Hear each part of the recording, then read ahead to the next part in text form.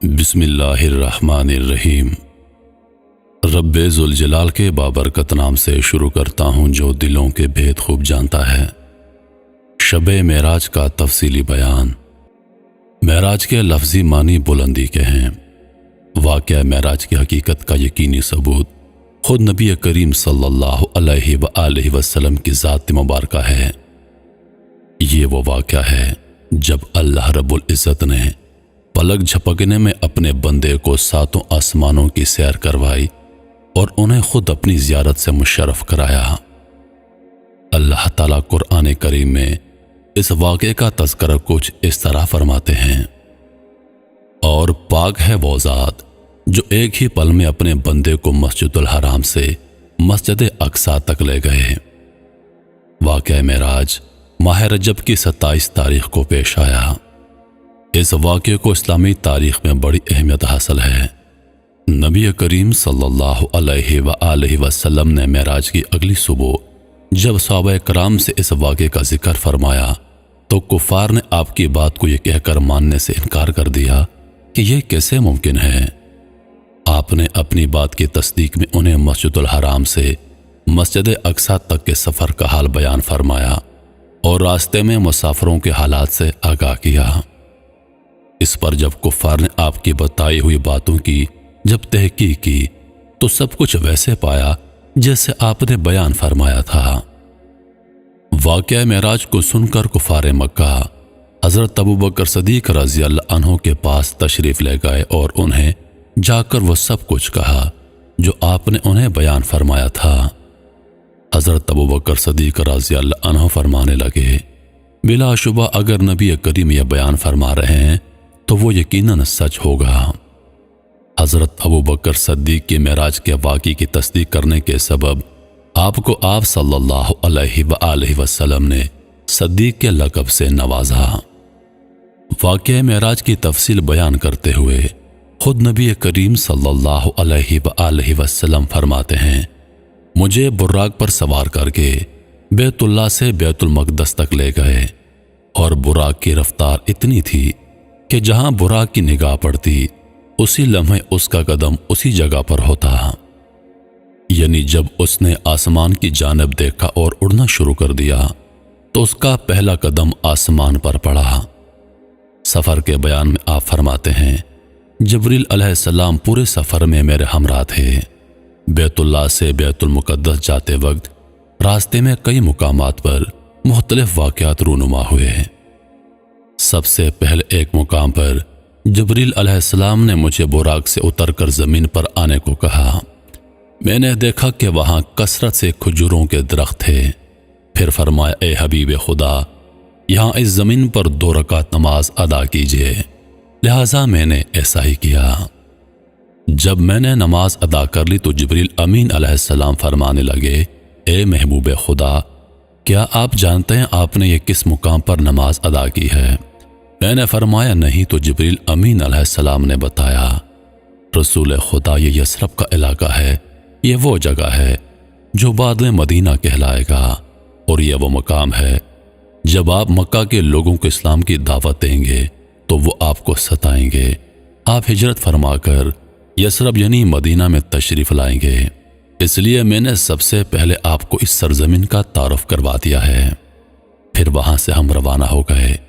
چند پل گزرے تھے کہ مجھے ایک اور سرزمین پر اتارا۔ پھر فرمایا، پیغمبر خدا، یہاں بھی 2 رکعت نماز ادا کیجیے۔ میں نے وہاں بھی 2 رکعت نماز ادا کی۔ پھر جبریل امین علیہ السلام نے مجھے بتایا، حضور، یہ وادی سینا ہے اور یہ شجر موسیٰ ہے، یہی وہ مقام ہے جہاں موسیٰ علیہ السلام اللہ تبارک و تعالیٰ سے کلام فرمایا کرتے تھے، اور یہی انہیں نبوت عطا کی گئی۔ اس کے بعد آگے چلے اور مدین کے علاقے میں اترے اور فرمایا، یہاں بھی 2 رکعت نماز ادا کیجیے۔ میں نے وہاں بھی 2 رکعت نماز ادا کر لی تو فرمایا، یہ شعیب علیہ السلام کا علاقہ ہے جہاں آپ نے 2 رکعت نماز ادا کی۔ پھر اس سے ہم آگے چلے اور ایک اور مقام پر رکے اور فرمایا، یہاں بھی 2 رکعت نماز ادا کر لیجیے۔ میں نے 2 رکعت نماز ادا کی تو جبریل علیہ السلام نے کہا، آپ کو پتہ ہے یہ کون سی سرزمین ہے؟ یہ مقام اللحم ہے، یہاں عیسیٰ علیہ السلام کی ولادت ہوئی تھی۔ یہ بہت مبارک مقام ہے کیونکہ عیسیٰ علیہ السلام کی ولادت ہونا خود اپنے آپ میں عظیم الشان معجزہ ہے۔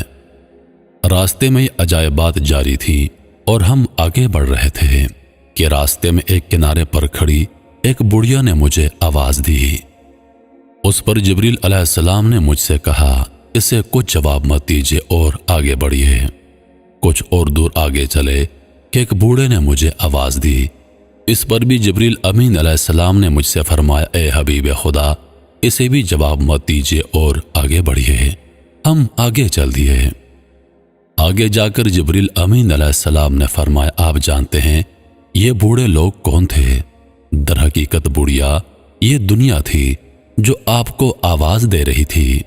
یہ دنیا آپ کو اپنی طرف پکار رہی تھی۔ میں نے اس لیے آپ کو جواب نہ دینے کے لیے کہا، اگر آپ اس دنیا کی طرف متوجہ ہو جاتے تو آپ کی امت بھی اس دنیا کی طرف متوجہ ہو جاتی اور دنیا کی محبت میں غرق ہو جاتی، لیکن چونکہ آپ نے توجہ نہیں کی اس لیے آپ کی امت بھی انشاءاللہ دنیا کی محبت سے محفوظ رہے گی۔ اور وہ بوڑھا وہ ابلیس تھا۔ یہ ابلیس آپ کو آواز دے رہا تھا، اس لیے اگر آپ ابلیس کی آواز کا جواب دے دیتے تو وہ ملعون آپ کی امت کے اندر اپنا حصہ ڈال دیتا، گویا وہ آپ کی امت کو گمراہ کرتا۔ لیکن آپ کی ابلیس کو نظر انداز کرنے کے سبب اللہ نے آپ کو اور آپ کی امت کو ابلیس کے شر سے محفوظ کر دیا ہے، اور اللہ نے دنیا کو بوڑھا دکھا کر آپ پر یہ حقیقت واضح کر دی ہے کہ بس دنیا اب بوڑھی ہو چکی ہے اور اس کی اتنی ہی عمر باقی ہے۔ کسی بھی وقت اس بڑھیا کو موت آ سکتی ہے، اسی طرح کسی بھی وقت اس دنیا کو موت آ سکتی ہے۔ تو گیا اس کے بعد میں بیت المقدس تک پہنچا، پھر وہاں مجھے براق سے اتارا گیا۔ جب مجھے براق سے اتار لیا گیا تو وہاں جبریل علیہ السلام نے زمین سے ایک پتھر اٹھایا، اس میں سوراخ کیا اور براق کی رسی کو اس سوراخ میں باندھ کر اسے بیت المقدس میں چھوڑ دیا۔ پھر میں بیت المقدس کے اندر داخل ہو گیا۔ وہاں ابراہیم علیہ السلام، موسیٰ علیہ السلام اور عیسیٰ علیہ السلام نے میرا استقبال کیا۔ اس کے بعد مؤذن نے اذان دی، اس کے بعد اقامت ہوئی اور میں نے دیکھا کہ وہاں اور لوگ آنا شروع ہو گئے اور دیکھتے ہی دیکھتے پوری مسجد بھر گئی۔ اب سب امام کے منتظر تھے۔ ہم سب انتظار کرنے لگے کہ امامت کے مصلی پر کون کھڑا ہوگا۔ حضور فرماتے ہیں، جبریل امین علیہ السلام نے میرا ہاتھ پکڑا اور مجھے لے جا کر امامت کے مصلی پر کھڑا کر دیا۔ میں نے 2 رکعت نماز پڑھائی۔ علماء کرام فرماتے ہیں یہ نفل نماز تھی جو آپ علیہ السلام نے پڑھائی تھی، کیونکہ عشاء کی نماز جو معراج سے پہلے آپ پر فرض تھی وہ آپ ادا کر چکے تھے اور آپ سونے کے لیے لیٹ چکے تھے جب یہ معراج کا واقعہ پیش آیا۔ پھر آپ صلی اللہ علیہ وآلہ وسلم فرماتے ہیں کہ جب میں نے نماز پڑھی تو انبیاء کرام علیہ السلام میں سے ابراہیم علیہ السلام آگے تشریف لائے اور خطبہ فرمایا، اور اس کے بعد انہوں نے تقریر کی۔ ان کے بعد موسیٰ علیہ السلام آئے، انہوں نے تقریر کی۔ پھر عیسیٰ علیہ السلام تشریف لائے اور انہوں نے تقریر کی۔ ان کے بعد داؤد علیہ السلام آئے، پھر انہوں نے تقریر کی۔ اس طرح سب انبیاء کرام علیہ السلام آئے اور آخر میں ممبر پر گیا اور تقریر کی۔ جب نماز سے فارغ ہو گئے تو جبریل امین علیہ السلام نے پوچھا، اے اللہ کے حبیب، کیا آپ جانتے ہیں یہ تمام لوگ کون ہیں؟ میں نے جواب دیا، نہیں۔ اس پر جبریل امین علیہ السلام فرمانے لگے، یہ تمام انبیاء ہیں جو آپ کے پیچھے مقتدی بن کر نماز پڑھ رہے تھے۔ اللہ تعالیٰ نے یہ مقام عالی آپ کو عطا فرمایا اور یہ ثابت کر دیا ہے کہ آپ افضل الرسول اور امام الانبیاء ہیں۔ پھر جبریل امین علیہ السلام مجھے وہاں سے لے کر چلے اور آسمان پر پہنچے۔ جب ہم روانہ ہو گئے تو زمین سے لے کر آسمان تک ایک سیڑھی لگا دی گئی۔ وہ سیڑھی اتنی بلند تھی اور اتنی حسین و جمیل تھی اور اتنی نورانی تھی کہ الفاظوں میں اس کا بیان ممکن نہیں۔ اتنی خوبصورت سیڑھی میں نے اس سے پہلے کبھی نہیں دیکھی تھی۔ براق نے اس سیڑھی کے اوپر چڑھنا شروع کر دیا۔ پس تاحت دینے کا اس کا پہلا قدم پڑا، یعنی اتنی تیز اس کی نظر تھی کہ بہت دور تک اس نے دیکھا، اور جہاں اس کی نگاہ پہنچی وہاں پر اس کا پہلا قدم پہنچا، اور وہ پہلا آسمان تھا۔ وہ سیڑھی ہی براق کا وہ نورانی راستہ تھی کہ جس پر مجھے براق لے کر چل رہا تھا۔ اس طریقے سے ہم پہلے آسمان پر پہنچ گئے، اور میرے مسجد اقصی سے روانہ ہونے سے قبل ان تمام انبیاء کو روانہ کر دیا گیا تھا جو میری امامت میں نماز ادا کرنے کے لیے آئے ہوئے تھے۔ انبیاء کی آمد کے بارے میں دو رائے قائم ہیں۔ ایک کے مطابق اللہ تعالیٰ نے انبیاء کو جسم خاکی یعنی زندہ وجود کے ساتھ زمین پر بھیجا تھا، جبکہ دوسرا قول یہ ہے کہ انہیں جسم مثالی دے کر یعنی بظاہر جسمانی ساخت دے کر انہیں زمین پر بھیجا، سوائے عیسیٰ علیہ السلام اور ادریس علیہ السلام کے، کیونکہ انہیں اللہ تعالیٰ نے جسم خاکی کے ساتھ ہی زندہ آسمان پر اٹھا لیا تھا، لہذا وہ اپنے انسانی جسم کے ساتھ تشریف لائے تھے، جبکہ دیگر انبیاء کرام علیہ السلام جسم مثالی کے ساتھ۔ نماز کے فوراً بعد وہ سبھی انبیاء واپس اپنے مقام تک پہنچا دیے گئے، کیونکہ انہوں نے آپ کا آسمان پر بھی استقبال کرنا تھا۔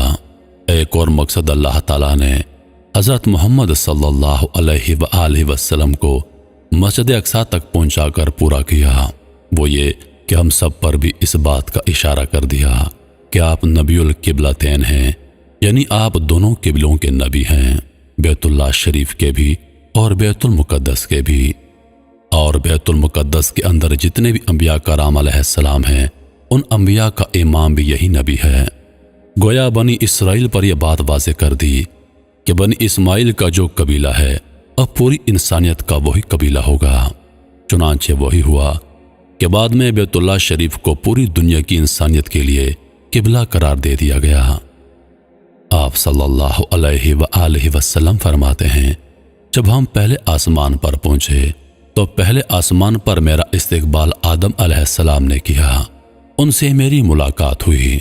جب ہم دوسرے آسمان پر پہنچے تو عیسیٰ علیہ السلام سے میری ملاقات ہوئی، اور انہی کے ساتھ وہاں یحییٰ علیہ السلام بھی موجود تھے۔ اس کے بعد ہم تیسرے آسمان پر پہنچے تو وہاں یوسف علیہ السلام کے ساتھ میری ملاقات ہوئی۔ چوتھے آسمان پر ادریس علیہ السلام کے ساتھ ملاقات ہوئی۔ پانچویں آسمان پر ہارون علیہ السلام سے میری ملاقات ہوئی۔ جب ہم چھٹے آسمان پر پہنچے تو موسیٰ علیہ السلام سے ملاقات ہوئی، اور ساتویں آسمان پر حضرت ابراہیم علیہ السلام کے ساتھ میری ملاقات ہوئی۔ گویا ان ساتوں آسمانوں تک کی بلندیاں 7 معراجیں ہیں جو آپ صلی اللہ علیہ وآلہ وسلم نے طے کی، اور ان کا کتنا فاصلہ ہے اس کے بارے میں حضرت ابو ہریرہ رضی اللہ عنہ فرماتے ہیں کہ زمین سے لے کر آسمان تک کا فاصلہ 500 سال کی مسافت ہے، یعنی اگر ایک مسافر 500 سال تک اپنے اعتدال کی رفتار کے ساتھ چلتا رہے تو وہ 500 سال بعد پہلے آسمان پر ہوگا۔ پھر فرمایا، پہلے آسمان کی موٹائی 500 سال کی مسافت ہے، پھر پہلے آسمان سے دوسرے آسمان تک کا سفر 500 سال کی مسافت ہے، پھر دوسرے آسمان کی موٹائی 500 سال کی مسافت ہے، اسی طرح دوسرے آسمان سے تیسرے آسمان تک کا سفر اور تیسرے آسمان کی موٹائی بھی 500 سال کی مسافت ہے۔ اب اسی طرح ہر آسمان کا فاصلہ اور اس کی موٹائی 500 سال کی مسافت ہے۔ اگر اس دورانیوں کو ضرب دی جائے تو ہمیں اندازہ ہوتا ہے یہ تمام سفر کا دورانیہ 7000 سال کی مسافت بنتا ہے۔ ساتوں آسمانوں پر انبیاء کرام علیہ السلام کی ملاقات اور ترتیب کی تفصیل کچھ یوں ہے۔ ساتوں آسمانوں کا فاصلہ اور ان کی موٹائی تک کا سفر جو کہ 7000 سال کی مسافت بنتا تھا، حضور نبی کریم صلی اللہ علیہ وآلہ وسلم چند لمحوں میں طے کرنے کے بعد جب 7ویں آسمان پر پہنچے تو وہاں سے آگے سدرۃ المنتہا تک پہنچنے کا سفر شروع ہوا۔ جب حضور صلی اللہ علیہ وآلہ وسلم جبریل علیہ السلام کے ساتھ سدرۃ المنتہا تک پہنچ گئے تو فرمانے لگے، اے پیغمبر خدا، اس سے آگے میں آپ کے ساتھ نہیں جا سکتا۔ فرمایا، اے جبریل، تو میرا رفیق سفر ہے اور تم مجھے یہاں تنہا چھوڑ رہے ہو۔ جبریل امین علیہ السلام فرمانے لگے، حضور، اگر میں اس سدرۃ المنتہا کے مقام سے آگے بڑھا تو تو اللہ تبارک و تعالیٰ کے جلال اور کبریائی کے نور کی وجہ سے میرے پر جل جائیں گے، اس لیے میں اس سے آگے نہیں جا سکتا۔ سدرۃ المنتہا کو سدرۃ المنتہا اس لیے کہتے ہیں کہ یہ سارے کمالات کی انتہا ہے، کوئی کمال نیچے کا اوپر نہیں جا سکتا، اور کوئی فرشتہ حتیٰ کہ حضرت جبریل علیہ السلام بھی اس سے اوپر نہیں جا سکتے۔ سدرۃ المنتہا وہ مقام آیا جہاں جبریل امین علیہ السلام کی پرواز بھی تھم گئی، لیکن شان رسول اللہ صلی اللہ علیہ وآلہ وسلم یہ تھی کہ اس مقام سے بھی آگے ان کی پرواز جاری تھی۔ اس سے ہم رسول اللہ صلی اللہ علیہ وآلہ وسلم کے مقام کا اندازہ لگا سکتے ہیں۔ پھر نبی کریم صلی اللہ علیہ وآلہ وسلم سدرۃ المنتہا تک پہنچے، اور یہ ان کی 8ویں معراج تھی۔ اب سدرۃ المنتہا کی موٹائی کا جو فاصلہ ہے وہ 500 سال تک کا ہے، اس کے اوپر بھی آپ صلی اللہ علیہ وآلہ وسلم پہنچے، اور یہ ان کی 9ویں معراج ہوئی۔ یہ مقام صریف الکلام تھا۔ حضور نبی کریم صلی اللہ علیہ وآلہ وسلم فرماتے ہیں، یہ وہ مقام تھا جہاں فرشتے تقدیریں لکھتے ہیں، اور جب میں اس مقام پر پہنچا تو مجھے ان کے تقدیر کے قلم کے لکھنے کی آوازیں آ رہی تھیں۔ وہ آوازیں میں نے سنی، اور یہ ان کی 9ویں معراج، اور اس سے اوپر جب وہ وہاں سے گئے ہیں تو یہ ان کی 10ویں معراج تھی، اور یہ مقام اہلیت تھی جو اللہ تبارک و تعالیٰ کے حضور آپ صلی اللہ علیہ وآلہ وسلم پیش ہو گئے۔ اللہ تبارک و تعالیٰ کو نور کے پردے میں براہ راست آپ صلی اللہ علیہ وآلہ وسلم نے دیکھا۔ آپ صلی اللہ علیہ وآلہ وسلم اس بارے میں فرماتے ہیں، میں نے ایک نور اعظم کو دیکھا، میں نے اللہ تبارک و تعالیٰ کی کبریائی میں خود اللہ کا دیدار کیا، تو یہ مقام اہلیت تک آپ پہنچے۔ تو اس طرح یہ کل 10 معراجیں ہو گئیں، یعنی ایک زمینی مقام سے 10 بلندیوں تک 10 سیڑھیوں کے ذریعے آپ کو لے جایا گیا، اور اس طرح آپ کی کل 10 معراجیں ہو گئیں۔ آپ کی ہر معراج میں اللہ تبارک و تعالیٰ کی حکمتیں ہیں۔ بس تو حضور نبی کریم صلی اللہ علیہ وآلہ وسلم کی پہلے آسمان پر اللہ تبارک و تعالیٰ نے ساری انسانیت کا جو باپ تھا، جو نبی تھا، یعنی بابا آدم علیہ السلام سے ملاقات کروائی۔ انہوں نے آپ صلی اللہ علیہ وآلہ وسلم کا استقبال کیا۔ حضرت آدم علیہ السلام ابو الانبیاء ہیں اور ابو البشر بھی ہیں، اور سب سے بڑے ہیں۔ تو جیسے جب ہم کسی کے گھر جاتے ہیں اور سب سے پہلے بڑوں سے ملاقات کرتے ہیں، اسی طرح سب سے پہلے استقبال کے لیے آدم علیہ السلام کو بھیجا گیا۔ اللہ تبارک و تعالیٰ نے سب سے پہلے آدم علیہ السلام سے آپ کی ملاقات کروائی، پھر دوسرے آسمان پر عیسیٰ علیہ السلام نے آپ کا استقبال کیا۔ اس ملاقات میں اشارہ اس بات کی طرف تھا کہ قریب قیامت کے اندر اس دین محمدی کو جو تقویت ملے گی وہ عیسیٰ علیہ السلام کے ذریعے ملے گی۔ حضرت عیسیٰ علیہ السلام وہ ہوں گے جو قیامت کے نزدیک جو زمین پر تشریف لائیں گے اور پورے دین اسلام کو عام کر دیں گے۔ تو گویا یہ وہ وعدہ تھا، وہ نصرت کا وعدہ جو تمام نبیوں سے اللہ تبارک و تعالیٰ نے لیا تھا۔ اللہ نے تمام نبیوں سے عہد لیا تھا کہ وہ جو نبی آئے گا تم سب اس پر ایمان لاؤ گے۔ اگر وہ تمہارے زمانے میں آ گیا یا تم اس کے زمانے میں آ گئے تو تم ضرور اس کی نصرت کرو گے۔ تو ہر نبی دعا کیا کرتا تھا کہ کاش ہمیں اس نبی کا زمانہ مل جائے کہ ہم محمد کی نصرت بھی کریں، کیونکہ ایمان تو ہم لے آئے ہیں۔ لیکن کسی کی دعا قبول نہ ہوئی سوائے عیسیٰ علیہ السلام کے۔ اللہ تبارک و تعالیٰ نے زندہ سلامت انہیں آسمان پر اٹھا لیا۔ اب وہ قیامت کے نزدیک دنیا میں تشریف لائیں گے اور اس دین محمد کی نصرت کریں گے، اور اسلام کا دین پوری دنیا میں عام ہو جائے گا۔ حضور نبی کریم صلی اللہ علیہ وآلہ وسلم کی عیسیٰ علیہ السلام کے ساتھ یحییٰ علیہ السلام سے بھی ملاقات ہوئی، کیونکہ وہ عیسیٰ علیہ السلام کے خالازاد بھائی ہیں، اس لیے وہ ان کے ساتھ ہی دوسرے آسمان پر ملے۔ اس کے بعد تیسرے آسمان پر پہنچے تو وہاں یوسف علیہ السلام سے آپ کی ملاقات ہوئی۔ اس ملاقات میں اس بات کی طرف اشارہ تھا کہ کیسے یوسف علیہ السلام نے تکلیفیں برداشت کی، ان کے بھائیوں نے انہیں کنویں میں پھینکا ان کو مصر کے بازار میں فروخت کیا۔ انہوں نے سختیاں برداشت کی، جیل کاٹی، اور اللہ پاک نے ان کو مصر کا حکم بنا دیا۔ اسی طرح حضور نبی کریم صلی اللہ علیہ وآلہ وسلم تکلیفیں برداشت کرنے کے بعد ایک دن فتح یاب ہوں گے اور پورے عرب میں اسلام کا پرچم لہرائیں گے۔ چوتھے آسمان پر ادریس علیہ السلام کے ساتھ آپ کی ملاقات ہوئی۔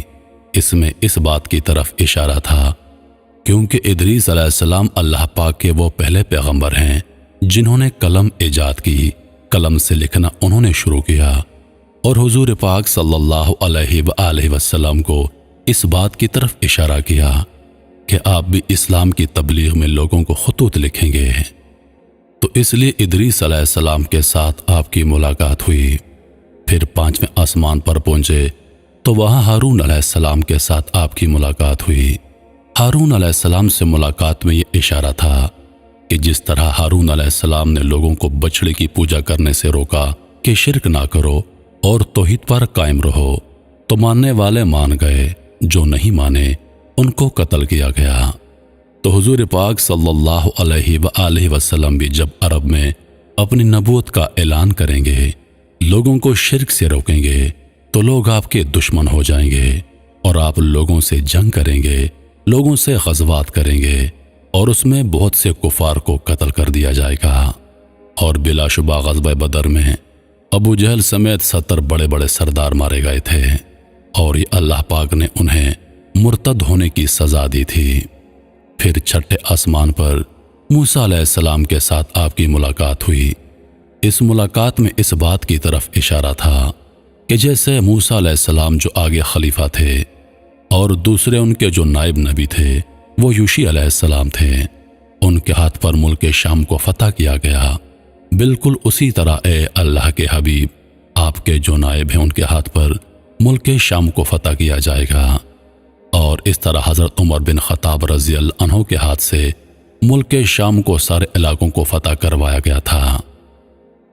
اس کے بعد ساتویں آسمان پر ابراہیم علیہ السلام کے ساتھ آپ کی ملاقات ہوئی۔ اس ملاقات میں اشارہ اس بات کی طرف تھا کہ آپ کے وہ جد امجد ہیں جنہوں نے بیت اللہ کی تعمیر کی اور بیت المعمور کی طرف سے ٹیک لگائے ساتویں آسمان پر بیٹھے تھے، جس سے ظاہر کیا گیا کہ جیسے انہوں نے بیت اللہ کی تعمیر کی اور بیت اللہ حج کے لیے ہے، تو فرمایا اے حبیب خدا آپ بھی اسی طرح بیت اللہ کا حج ادا کریں گے۔ تو اس طرح یہ 7 معراجیں اپنی اپنی حکمتوں میں مکمل ہو گئیں۔ اس کے بعد آپ 7ویں آسمان سے سدرۃ المنتہا کی جانب بڑھے، اور یہ ان کی 8ویں معراج تھی۔ اس معراج میں اشارہ اس بات کی طرف کیا کہ سدرۃ المنتہا چونکہ انتہا ہے ہر چیز کی، تو آپ صلی اللہ علیہ وآلہ وسلم کو بھی آپ کی فتح کی انتہا ملے گی۔ آپ نے بڑی جنگیں لڑی، بڑے غزوات کیے، کفر سے ٹکراتے رہے۔ اس کے بعد پھر مقام شریف الکلام پر پہنچے، اور یہ ان کی 9ویں معراج تھی۔ اس میں اشارہ اس بات کی طرف کر دیا گیا کہ آپ کو غزوہ تبوک پیش آئے گا، اور غزوہ تبوک میں یہود و نصارہ کے ساتھ ہوگا، اور نصارہ کے جو بادشاہ ہیں وہ تبوک لے کر آئیں گے، تو اللہ تبارک و تعالیٰ آپ کو ان پر فتح عطا فرمائیں گے۔ اس کے بعد آپ صلی اللہ علیہ وآلہ وسلم کی 10ویں معراج شروع ہوئی، یہاں تک کہ آپ اللہ کے سامنے پہنچ گئے۔ یہ مقام اہلیت میں آپ کی ملاقات ہو رہی ہے، اور براہ راست آپ اللہ تعالیٰ سے کلام فرما رہے ہیں۔ یہ وہ مبارک مقام تھا جہاں ظاہری طور پر پورے وجود کے ساتھ آپ کی اللہ پاک سے ملاقات ہو گئی، اور یہاں اشارہ اس بات کی طرف کر دیا گیا کہ اب آپ کا کمال انتہا کو پہنچ جائے گا، آپ اپنے مقصد میں کامیاب کر دیے جائیں گے۔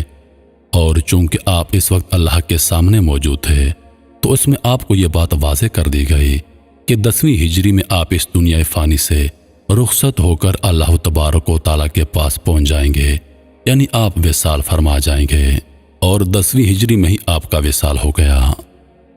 اس مکمل واقعے میں بے شمار عجائبات ہیں۔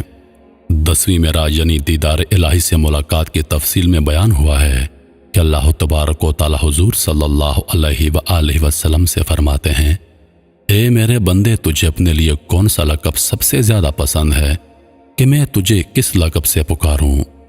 اے میرے محبوب مجھے بتا کہ تجھے کون سا لقب سب سے زیادہ محبوب ہے؟ نبی کریم صلی اللہ علیہ وآلہ وسلم فرماتے ہیں مجھے عبدی سب سے زیادہ محبوب ہے۔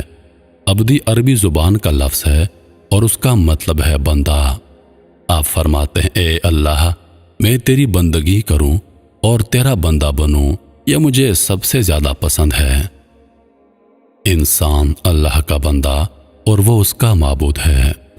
واقعہ معراج ایک ایسا واقعہ ہے کہ سائنس اور ٹیکنالوجی کے اندر بھی اس کا کوئی جواب نہیں۔ جب آپ کی اللہ سے ملاقات ہوئی تو اللہ نے 3 تحفے آپ کو پیش کیے۔ کیونکہ آپ اللہ کے محبوب ہیں تو انہوں نے آپ کو تحائف پیش کیے۔ پہلا تحفہ آپ کو پیش کیا نماز کا۔ اللہ تعالیٰ نے آپ کو اور آپ کی امت کو 5 نمازوں کا تحفہ عطا فرمایا۔ اصل میں یہ 50 نمازیں تھیں جو آپ کو پیش کی گئی تھی، لیکن انہیں کم کر کے 5 کر دیا گیا اور بس وہ 5 رہ گئیں۔ لیکن ساتھ میں 3 روزے ماہ رمضان میں رکھنا فرض کر دیا۔ دوسرا تحفہ آمن الرسول سورۃ البقرہ کی آخری آیات جو ہیں یہ معراج شریف کی رات کو پیش کی گئی ہیں۔ اور تیسرا تحفہ نبی کریم صلی اللہ علیہ وآلہ وسلم کو یہ عطا کیا گیا کہ اللہ تعالیٰ فرماتے ہیں اے میرے محبوب اگر آپ کی امت شرک سے بچے گی تو اس کے کبیرہ گناہ میں خود معاف فرما دوں گا اور انہیں جنت میں داخل کر دوں گا۔ سبحان اللہ۔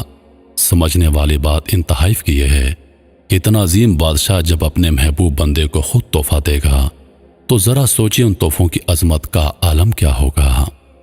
معراج کا واقعہ نبوت کے 5ویں سال رجب کی 27 تاریخ کو پیش آیا۔ اس سال کو عربی زبان میں عام الحزن یعنی غم کا سال کہا جاتا ہے، کیونکہ اس سال میں آپ کی زوجہ حضرت خدیجہ رضی اللہ عنہا اور آپ کے چچا ابو طالب کا انتقال ہو گیا تھا۔ آپ شدید غم میں مبتلا تھے۔ اللہ تعالیٰ نے آپ کے دل سے اس غم کو بھلانے اور آپ کو اپنی قدرت کے کرشمے دکھانے کے لیے آپ کو 7 آسمانوں کی معراج کروائی۔ کیونکہ یہ سفر آسمانوں کی بلندیوں کی طرف تھا اس لیے اس کا نام معراج رکھا گیا۔ معراج کے لغوی معنی ہے سیڑھی یا پھر بلندی کے۔